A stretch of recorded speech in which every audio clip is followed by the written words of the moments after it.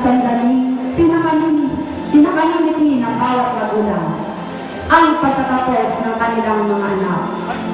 Pagtatapos na masasabi natin, isa sa pinakamahalagang pangyayari sa buhay ng bawat mag-aaral.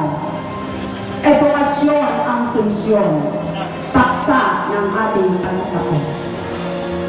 Pumapasok na po ang ating mga panauhin sa pangunguna ng ating punong barangay, ang mga punong guro sa iba't ibang paaralan ng Silangang Valenzuela. Kasama po rin natin ang ina ng Silangang Valenzuela, Dr. Nieves M. Rodriguez.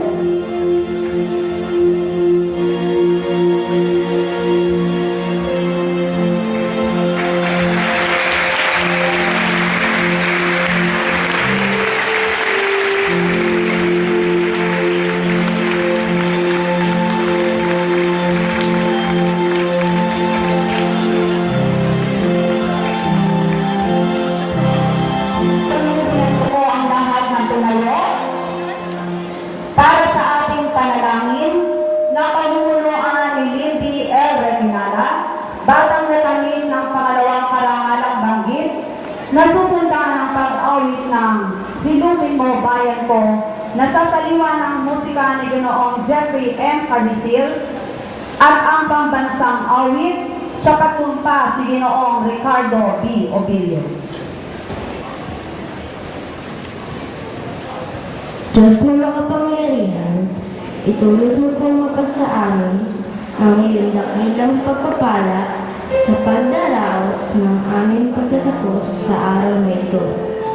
Nagpapasalamat po kami sa aming buhay, lakas at talino na patuloy niyo pong ipinagkakalob sa amin.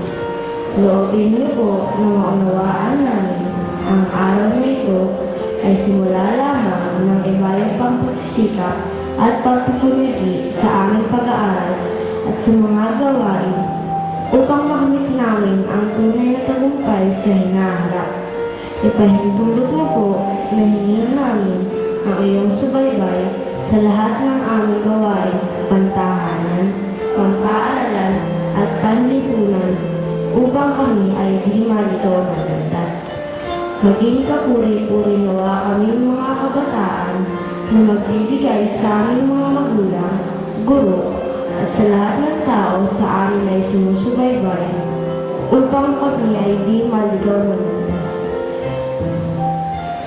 Sa amin gumawa ang iyong banal na liwanag na laging tatamlaw sa aming pag-aaral at sa mga gawain sa ngayon, sa parating na panahon at magpakailanman. Tulungan niyo po kami sa tuwina. Amen.